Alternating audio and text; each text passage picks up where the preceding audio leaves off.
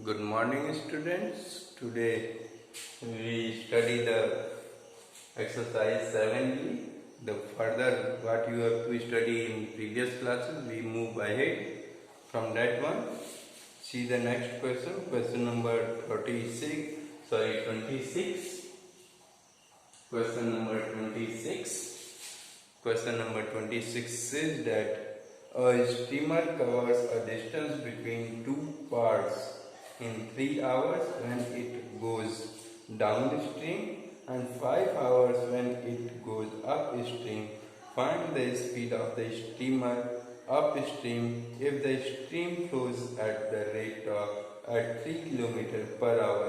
कह रहा है एक स्टीमर है जो कि 3 घंटे में डाउन स्ट्रीम में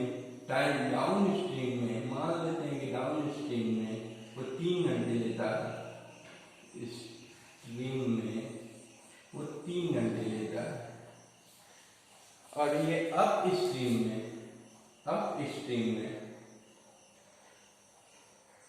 वो कितना लेता है? 5 घंटे लेता है। 3 घंटे लेता है और ये 5 घंटे लेता है। क्लियर? अब ये कह रहा था कि find the speed of the steamer. Steamer की स्पीड बतानी है इन अप स्ट्रीम में कितना होगा, जबकि स्टिल वाटर जो है पानी की बहाव मान लेते हैं यही आपका पानी है जो कि इस डायरेक्शन में चल रहा है। इस पानी के डायरेक्शन में चल रहा है तो इसका ये 3 किलोमीटर पर आवर के हिसाब से ये चल रहा है ये पानी। तो स्टीमर की स्पीड क्या होगी? तो ये आप ध्यान रखिए कि स्टीमर जितना डाउन स्ट्रीम में गया उतना ही वो अप स्ट्रीम में भी गया है। तो मतलब कि वो दोनों का दोनों डिस्टेंस जो है वो सेम रहेगा। तो इसके लिए हम लोग अब हमको ये बताना है कि स्टीमर का जो स्पीड है अप स्ट्रीम में वो कितना रहेगा। तो इसके लिए मान लेते हैं let the speed of steamer be x kilometre per our in still water. मान लेते हैं कि जब नदी में कोई भी बहाव नहीं रहेगा तब उस स्टीमर की speed x kilometre per our है। तो speed of steamer in upstream में नदी के बहाव के विपरीत दिशा में उसका स्पीड क्या हो जाएगा बेटा? ये हो जाएगा x-3 किलोमीटर पर आवर। और एक बात और लेट कर लेंगे हम यहाँ पे कि let the distance be y kilometre. हम मान लेते हैं कि वो स्टीमर जो है वो y किलोमीटर अप स्ट्रीम में गया और y किलोमीटर डाउन स्ट्रीम में भी गया। तो speed of steamer in up stream x-3 और speed of steamer in downstream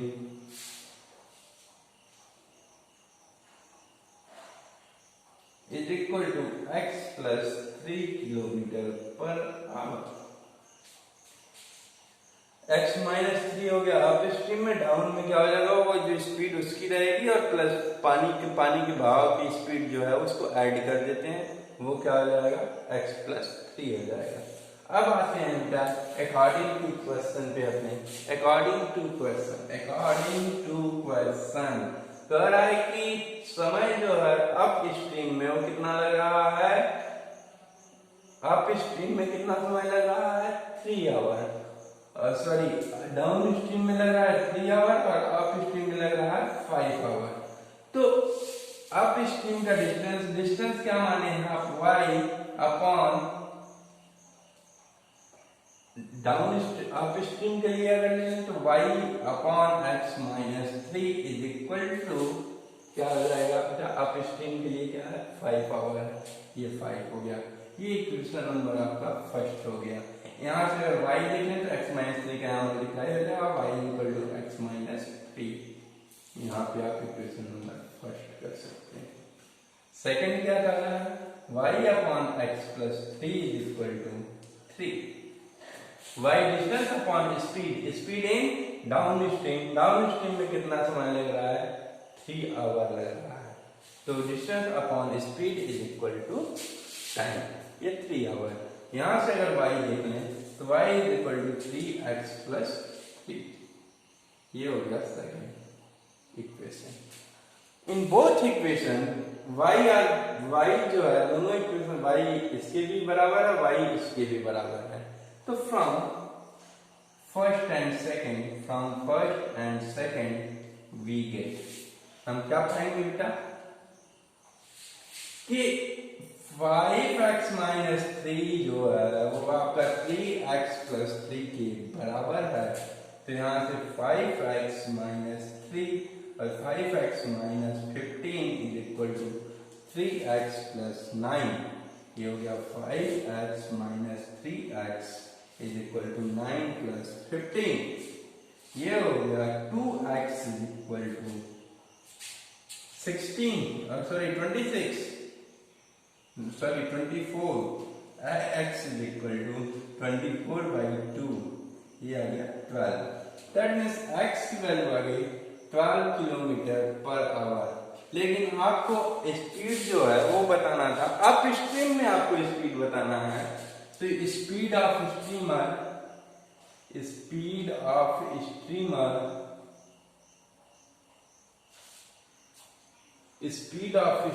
जो हो जाएगा बेटा, speed of streamer in up stream, ये क्या था, अप स्ट्रीम में स्पीड क्या थी बेटा, x माइनस 3। अप स्ट्रीम में स्पीड क्या थी इसकी, x माइनस 3। तो x की वैल्यू आई है 12, x माइनस 3 था तो x की वैल्यू आई 12 minus 3 is equal to 9 kilometre per hour. Okay बेटा, क्लियर। नेक्स्ट क्वेश्चन की तरफ हम मूव करते हैं। See the 27th question. 27th question says that find the angle such that the measure of its complement is 10 degree less than the 3 times of the measure of its complement। कह रहा है कि कोई भी एक angle है जो कि उसका सप्लीमेंट जो है 10 डिग्री कम है, उस 3 टाइम्स ऑफ उसके कम्प्लीमेंट से 10 डिग्री कम है। तो अब तो अभी आपको सप्लीमेंट और कम्प्लीमेंट आपको पता ही होगा। सप्लीमेंट वो ऐसे एंगल होते हैं जो कि मान लेते हैं कि let the angle be x, 28 question है, let the angle be x, तो उसका सप्लीमेंट क्या हो जाएगा, supplement of x, supplement angle जो होता है उसे आप गिवन एंगल को 180 में से माइनस कर देते हैं तो आप सप्लीमेंट एंगल पा जाते हैं। गिवन एंगल को 180 में से माइनस कर देंगे तो आप सप्लीमेंट एंगल पाते हैं। एंड कंप्लीमेंट एंगल क्या होता है, कंप्लीमेंट एंगल आप 90 में से उस गिवन एंगल को माइनस कर देंगे तो आप क्या पा जाएंगे, कंप्लीमेंट एंगल पा जाएंगे। अकॉर्डिंग टू क्वेश्चन कह रहा है बेटा कि जो सप्लीमेंट एंगल है वो कंप्लीमेंट के 3 टाइम्स से 10 कम है। क्या है, 3 सप्लीमेंट एंगल जो है कंप्लीमेंट के 3 टाइम्स से 10 कम है। तो सप्लीमेंट एंगल हो गया 180 minus x is equal to 3 times of 90 minus x minus 10। ये आपका इक्वेशन बनी। अब आपको इसी को सॉल्व कर देना है x के लिए। x के लिए सॉल्व करते हैं तो ये हो जाएगा 180 minus x is equal to 3 का मल्टीप्लाई 270 माइनस 3x माइनस 10। ये हो गया 180 minus x is equal to 270 या 260 माइनस 3x। अब इसको उधर कर देते हैं, इसको इधर करके इसको इधर बुला देते हैं, तो ये हो गया t x minus x is equal to 260 minus 180, ये हो गया 2x is equal to 80, x is equal to 80/2, ये हो गया 40, x की वैल्यू आ गई 40। Then we can say that x की जब वैल्यू 40 आ गई तो मतलब एंगल ही आपको बताना था, फाइंड एन एंगल, तो आप एंगल को x मान चुके थे, तो x की वैल्यू आ गई 40। अब आंसर चेक कर लिया जाए कि क्या कंडीशन को सेटिस्फाई कर रहा है कि नहीं।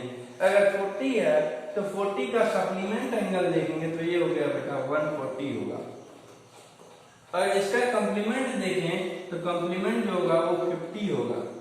तो स्क्वायर आ रहा है कि सप्लीमेंट एंगल जो है कंप्लीमेंट के 3 गुने से 10 कम है, तो 3 गुना इसका 3 टाइम्स क्या होगा, 150 का 3 टाइम्स 150, 150 से कह रहा था कि ये सप्लीमेंट 10 कम है, तो 150 में से 10 घटाएंगे तो कितना आएगा 140 आ गया।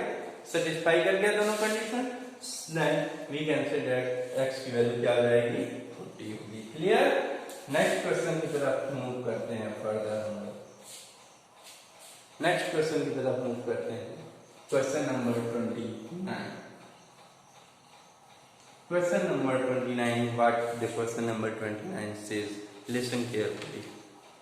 The figure shows in degree the angles at which the line is cut by two parallel lines. कह रहा है कि दो पैरेलल लाइंस के द्वारा एक लाइन कट की जा रही है। कुछ फिगर इस प्रकार से बनाया हुआ है, कुछ इस प्रकार से फिगर बनाया गया है। इसको कह रहा है 4x + 7 है ये, और ये जो है 5x - 20 है। ये इसको बताया कि ये पैरेलल लाइंस है, ये पैरेलल लाइंस पे तो ये ट्रांसवर्सल का काम करेगा। आप लोग 7th क्लास में पढ़े होंगे, तो ये पैरेलल लाइंस हो गया, ये ट्रांसवर्सल हो गया। तो आप ध्यान से अगर देखेंगे तो ये वाला एंगल जो है इस एंगल के इक्वल रहेगा, ये वाला एंगल इस एंगल के इक्वल हो जाएगा। तो ये वाला भी एंगल जो होगा 5x - 20 होगा ये भी। तो अकॉर्डिंग टू पर्सन जब चलेंगे आप, तो अकॉर्डिंग टू पर्सन जब आप चलेंगे तो ये क्या हो जाएगा, ये देखिए एक स्ट्रेट लाइन है और ये एंगल है बेटा, एक एंगल इधर बन रहा है, एक एंगल इधर बन रहा है। तो स्ट्रेट लाइन पे बना हुआ कोई भी एंगल जो होता है वो 180 डिग्री का होता है। तो इसके लिए क्या हो जाएगा 4x + 7 + 5x - 20 is equal to 180। इसी को x के लिए आप सॉल्व कर देंगे। क्लियर, देख लीजिए फिर से 4x + 7 + 5x - 20 is equal to 180। इसको x के लिए सॉल्व कर दीजिए। 4x + 28 + 5x - 100 is equal to 180। 4x 5x 9x plus minus 72 is equal to 180. 9x is equal to 180 plus 72. 9x is equal to 262. Sorry. 252. X is equal to 252/9. 9 से divide करते हैं। 9 से कितने टाइम्स में डिवाइड हो जाएगा? 9 2 जा 18, 7 2 9 8 जा 72। x की वैल्यू कितनी आ जाएगी? 28 डिग्री। यही आपका आंसर हो जाएगा। ओके बेटा, नेक्स्ट क्वेश्चन की तरफ हम करते हैं फर्दर, समझ लेंगे। अकॉर्डिंग टू क्वेश्चन ये जो आपका लाइन है, ये वाला एंगल इस एंगल के इक्वल हो जाएगा।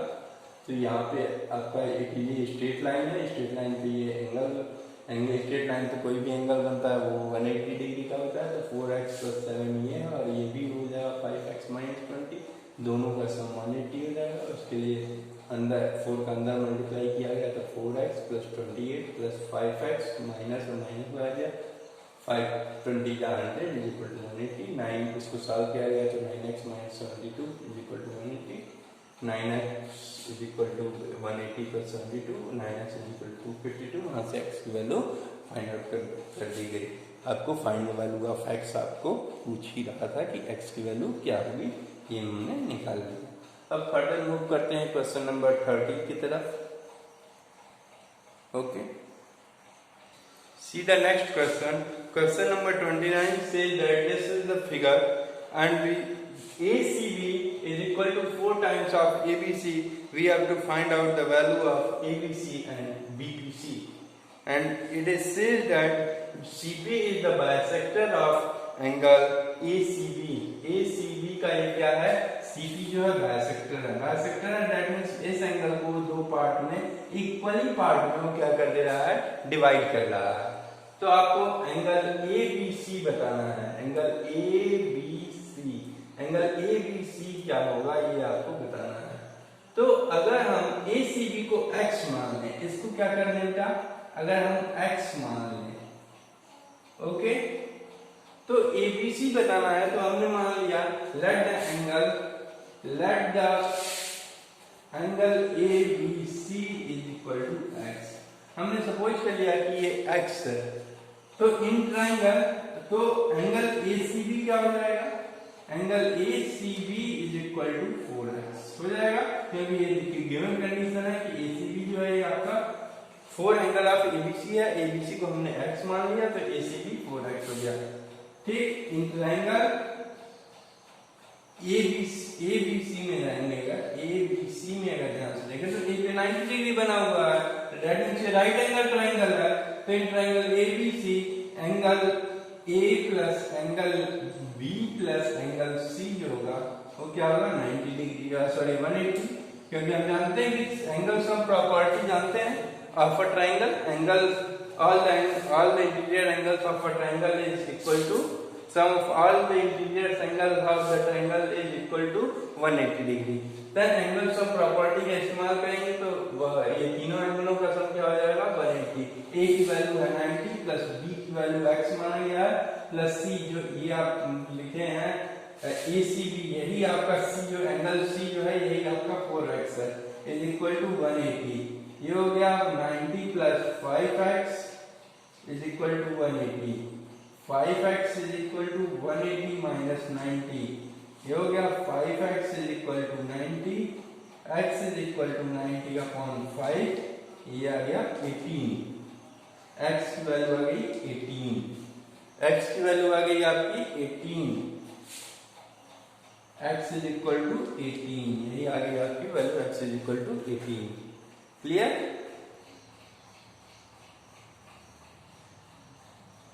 x की वैल्यू आ गई 18। अब क्या करेंगे बेटा? अब ABC को x मानना चाहिए तो काम खत्म हो गया आपका। अब आपको निकालना है BPC, ये वाला एंगल बताना है। अब ये एंगल क्या होगा? BPC। तो आप अगर देखें तो एंगल ACB की वैल्यू क्या हो जाएगी?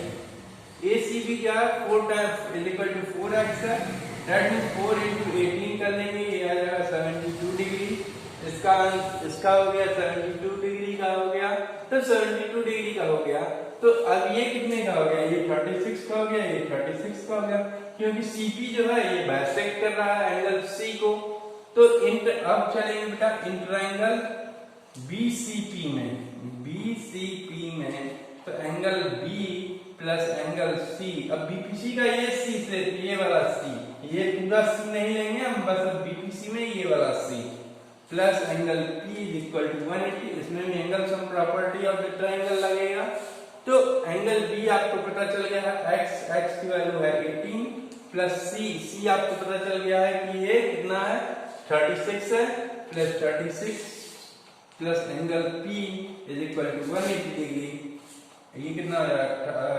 54 plus angle P is equal to 180, angle P is equal to 180 minus 54 is equal to 180 में से 50 जाएगा 70 में 4 और 4, 17 में से 5 गया 12, यही आपका आंसर हो जाएगा। ओके, नेक्स्ट क्वेश्चन की तरफ मूव करते हैं। Question number 30 says that apple has 29 more calories than the peach. Peach एक फल होता है बेटा। अब उसको हिंदी में क्या कहते हैं मैं नहीं जानता हूँ। वो पीच क्या होता है, वो कुछ वाइट अंदर से वाइट कलर का होता है।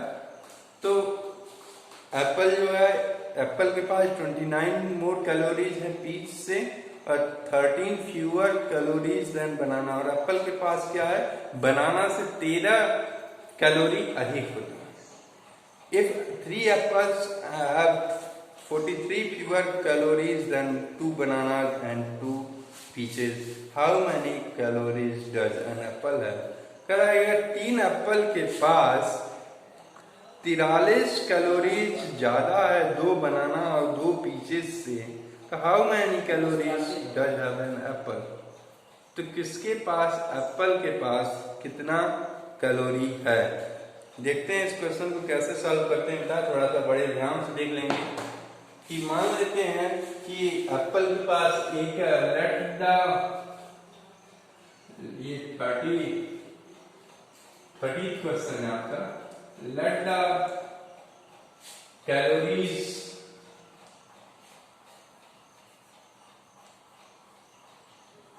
बना कैलोरीज पीच एंड बनाना है BP and B respectively.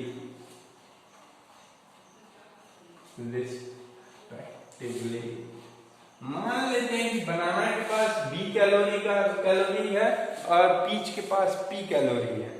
Then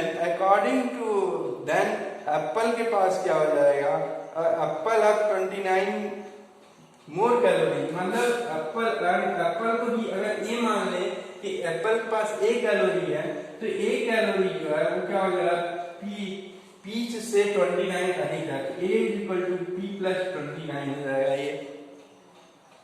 अब करा एप्पल के पास क्या है 13 फ्यूअर कैलोरीज और एप्पल के पास भी क्या है, बनाना से 13 कैलोरी अधिक है। ये क्वेश्चन है बेटा। तो अगर हम यहां से पीच की वैल्यू निकाल लें, अगर P की वैल्यू निकाल लें तो P = हो जाएगा A - 29 और यहां से B की वैल्यू निकाल लें तो ये हो जाएगा A - 13, क्योंकि आगे आने वाला है बेटा, इसलिए हम A की P की और A की वैल्यू हमने निकाल ली है। अब अकॉर्डिंग टू क्वेश्चन चलते हैं। अकॉर्डिंग टू क्वेश्चन ये कह रहा है आपका कि three apple have 43 few calories। कह रहा है कि 3 एप्पल के पास, दैट 3 एप्पल के पास 3A कैलोरी हो गया। एक एप्पल के पास A कैलोरी है तो 3 एप्पल के पास 3A कैलोरी हो गया। ये कह रहा है कि ये जो है 43 अधिक है किससे, 2 बनाना और 2 पीच से 43 अधिक है। ये हो गया प्लस 43 हमने ऐड कर दिया। 3 एप्पल के पास 2 बनाना 2 पीच से के कैलोरी से 43 कैलोरी अधिक था, ये लिख दिया गया। हमको बताना था कि A के पास कुल कितनी कैलोरीज है, तो 3A = B, 2B है तो B की वैल्यू A के टर्म में निकाली गई है A - 13, तो ये हो जाएगा 2 ब्रैकेट में A - 13 प्लस 2 P की वैल्यू A के टर्म में A - 29 प्लस 43 इज क्लियर है, is equal to 2A - 26 plus 2A - 58 plus 43 और इधर क्या हो जाएगा 3A। क्लियर। अब ये आ गया 3A = 2A 4A और ये -26 है और ये -58 है, तो ये हो जाएगा बेटा -4A। इस तरह लिखते हैं ना, 4A -8 6 14 को 4 कैरी 1 84 -84 प्लस 43, ये हो जाएगा बेटा। इसको इस साइड लेते चले जाएं तो ये हो जाएगा 3A - 4A = -84 प्लस 43। तो -84 में 43 को माइनस करना है, तो ये 4 में से 1 गया 1, 4 में से 3 गया 1, 8 में से 4 गया 4, ये माइनस का है। 3 में से 4 गया -a,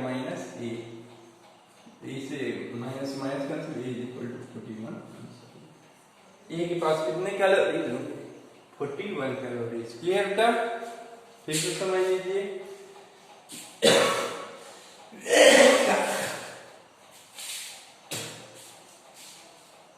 late the calories peach and banana B P and B. मान लेते हैं कि पीच के पास बी है, बनाना के पास बी है, और आप चाहें तो एप्पल के पास भी लिख लेते हैं apple calories, apple peach and banana B A P and B respectively.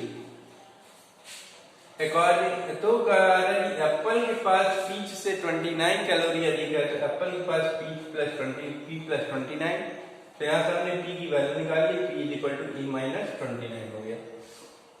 कह रहा था कि बनाना के पास ए से था, बनाना से 13 अधिक कैलोरी है, तो A is equal to B plus 13, यहाँ से बी की वैल्यू हो गई A minus 13। According to question ये कह रहा था कि 3 एप्पल के पास 2 बनाना 2 पीस से 43 कैलोरी अधिक है, तो 3a, एक एप्पल के पास 1 कैलोरी है, तो 3 एप्पल के पास 3a कैलोरी हो गई। ये 2b plus 2p plus 43, 2b का मतलब 2 बनाना की कैलोरी प्लस 2 पीच की कैलोरी प्लस 43 अधिक था 3 एप्पल के पास। अब b की वैल्यू हमने a के टर्म में यहाँ निकाल रखी है, 1 माइनस 39 यहाँ पर सब्स्टिट्यूट कर दिया गया, और यहाँ पे p की वैल्यू को a के टर्म में यहाँ सब्स्टिट्यूट कर दिया गया, और इसी को a के लिए सॉल्व कर दिया गया, और यहाँ पास आंसर मिल गया। नेक्स्ट क्वेश्चन की तरफ मूव करते हैं। क्वेश्चन नंबर 31 क्वेश्चन, जो कि इंपॉर्टेंट क्वेश्चन है from the point of view से कि हम इसको कैसे सॉल्व करते हैं। थोड़ा सा बहुत ही इंटरेस्टिंग क्वेश्चन है बेटा, इसलिए बहुत ही मजेदार क्वेश्चन है, इसको हम देखते हैं। Okay, 31st question says that Rishi mothers gave him 245 rupees with to buy a new ear cards. ऋषि की मम्मी ने 245 रुपीज दिए ऋषि को नए साल के कार्ड खरीदने के लिए। If he got some 10 rupees card, कह रहा है कि वो बाजार गया और उसने कुछ 10 रुपए के कार्ड खरीदे, फिर कह रहा है कि 2/3 as many 5 rupees, कह रहा है कि जितना 10 रुपए का कार्ड खरीदा था उसका 2/3 कार्ड जो है वो 5 रुपए वाला खरीद लिया, and 1/5 as many rupees 15 card, और कह रहा है जितना 10 रुपए का कार्ड खरीदा था उसका 1/5 15 रुपए के कार्ड खरीद लिया। How many of each kind did he get, कुल उसने कुल अलग 5 तीनों प्रकार के कुल कितने कार्ड्स वो लेके आया। तो हम मान लेंगे let the number of rupees 10 cards be x, हम मान लेंगे कि उसने कुल x 10 रुपए के x कार्ड खरीदे, तो number of rupees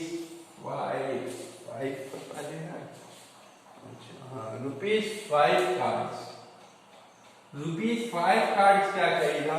as many का इसमें अर्थ आपको समझ लेना है कि एज मैनी का मतलब ये है कि जितना 10 रुपए वाला कार्ड जितना खरीदा उसका 2/3 ऑफ x उसने 5 रुपए वाले कार्ड खरीदे, तो ये हो गया 2x/3। The number of ₹15 cards, 15 रुपए के कार्ड कितने थे,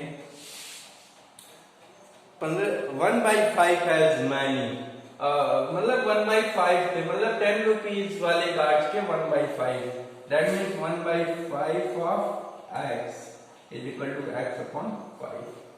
ओके, अब अकॉर्डिंग टू क्वेश्चन क्या आ जाएगा, 10 रुपए के x कार्ड पे कुल कितने रुपए खर्च होगा, 10 × x प्लस 5 रुपए 2x/3, 5 रुपए के कार्ड है तो 2x/3 into 5 plus x/5 card जो है वो कितने के हैं? 15 रुपीज के कार्ड है। कुल कितने रुपए खर्च हो गए? 245। इट्स क्लियर दैट 10 रुपए के एक कार्ड है तो 10x रुपए, 2x/3 5 रुपए कार्ड है तो 2x/3 का मल्टीप्लाई 5 में, x/5 कार्ड 15 रुपीज के हैं तो x/5 इंटू 15 ये इतने रुपीज और टोटल अमाउंट कितना था आपका? 245 रुपीज। अब यहाँ पे सॉल्व कर लेते हैं। 5 से ये 3 टाइम्स में कैंसिल हो जाएगा। 10 का मल्टीप्लाई यहाँ किया तो 10x हो गया, प्लस 5 का मल्टीप्लाई यहाँ कर दिया तो 10x/3 हो गया, प्लस 3x हो गया। ये किसके इक्वल हो जाएगा? 245 के इक्वल हो जाएगा। अब आगे चलते हैं। यहाँ पे 1 रख लिया, यहाँ भी 1 लिया, हो गया 3 30x plus 10x plus 3 3 9x is equal to 245 हो गया। ये हो गया 49x/3 इज इक्वल टू 245। तो यहाँ से क्रॉस मल्टीप्लाई कर दिया तो 49 is equal to 245 multiplied by 3 हो गया। x की वैल्यू हो गई 245 अपॉन मल्टीप्लाइड बाई 3 अपॉन 49। 49 से ये 5 टाइम्स में कैंसिल हो जाएगा, 5 3 जा 15। x की वैल्यू आ गई 15। दैट मींस कि 10 रुपए के कार्ड उसने कितने खरीद लिए? 15 खरीद लिए। 15 कार्ड में 10 रुपए के खरीद लिया तो number of rupees 5 card, number of rupees 5 cards कितने हो जाएंगे? वो कितने थे? 2x/3 थे तो 2/3 इंटू 15 कर देंगे, 3 5 15। ये 10 कार्ड हो गए। अब नंबर ऑफ रुपीज 15 कार्ड्स निकालना है। रुपीज 15 के कार्ड्स कितने थे? x/5 थे। दैट मीन्स ये 15 है। 15/5 इंटू सिर्फ और सिर्फ 15/5 हुआ ना, तो 3 हो गया। ये हो गया 3 कार्ड्स। अब मैथ करा लीजिए कि आपका आंसर सही है कि नहीं है। इसके लिए देखते हैं कि x 10 रुपए के कार्ड कितने हैं? 15 है। तो आंसर हम देखते हैं। 10 रुपए के कार्ड 15 है तो कुल कितने रुपए हो गए? 150 रुपए हो गए। 150 रुपए के 10 रुपए वाले कार्ड हो गए। अब 5 रुपए के 10 कार्ड है तो ये कितने हो गए? 50 रुपए हो गए। और 15 रुपए के 3 कार्ड हैं तो ये कितने हो गए? 45 रुपए हो गए। इन सबको ऐड टोटल अमाउंट ऐड कर देंगे तो 245 रुपीज आ गया। इसलिए आपका आंसर बिल्कुल ही सही है, कहीं आपको देखने की जरूरत नहीं है। इसी के साथ आपका ये चैप्टर फिनिश होता है। आगे अब हम लोग नेक्स्ट चैप्टर का